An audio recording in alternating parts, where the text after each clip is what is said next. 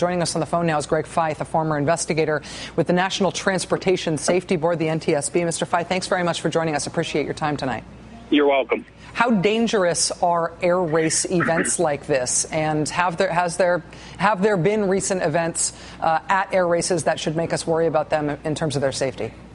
Well, this is really the only type of air race of its kind in the world. There are other types of high-speed events, the Red Bull pylon racing, but this type of race is really a one-of-a-kind, and there have been a lot of safeguards built into this kind of racing over the years from lessons learned from past accidents. But, again, you can never mitigate the risk to zero because, you know, when you have an aircraft moving at 400 or 500 miles an hour, things happen very quickly.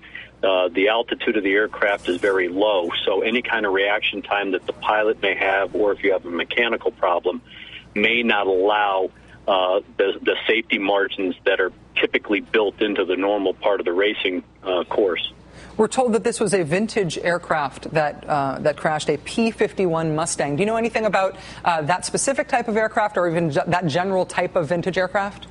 Well, the P-51 was, of course, the mainstay in World War II. It was a well-renowned fighter airplane that escorted the B-17s, and, of course, the Tuskegee Airmen became famous flying the P-51.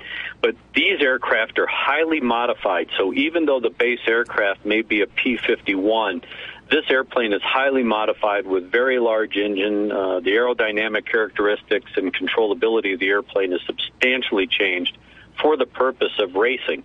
Because they are racing at high speeds, they need to have more responsive flight control. So the base aircraft is a P-51, but when you look at it, it's been highly modified. So, you know, there are other World War II vintage aircraft flying, the P-51, the Bearcats, there's the Sea Fury. So there are a number of World War II vintage airplanes that have all been modified for this particular race. Air crashes of all kinds are regulated very differently than other forms of transportation and other more common disasters. Obviously, the priority on site right now in Reno is to keep as many people alive as possible and to get the injured to hospitals and, frankly, to collect the dead if there are any. We heard from the head of the Air Racing Association that he expects there will be people killed among those who were hit by this crash on the ground. What will authorities be doing in terms of dealing with this as an air crash? Will it be mostly a matter of reconstructing the crash site and as much of the plane as they can to figure out why this crash happened? Absolutely, Rachel. The big thing here is that the airplane hit at a very high rate of speed. So you can see from the latter portions of the video that I think you've been showing that there was total destruction of the airplane. It may never be known the exact mechanical malfunction or failure of the aircraft if there was a mechanical malfunction. You have an 80-year-old pilot, the racing at these speeds, pulling high G-forces. He could have had a medical condition and was pulling up. Typically, the procedure is if you have some sort of problem, you'll typically call Mayday, which some folks have said that this pilot may have called a Mayday, Mayday, Mayday, and then pulled up, which would be a standard protocol to get out of the racer's way and then maneuver the airplane to a safe haven to either put the airplane down somewhere else or land. But it from all accounts and some of that video that I've seen, it looks like there was a total loss of control. But you don't know if it's mechanical or human, that is the pilot suffering some sort of medical problem that resulted in a loss of control of the airplane. Greg Feith, former investigator with the National Transportation Safety Board, the NTSB. Greg, thank you for your time tonight. I really appreciate it, sir.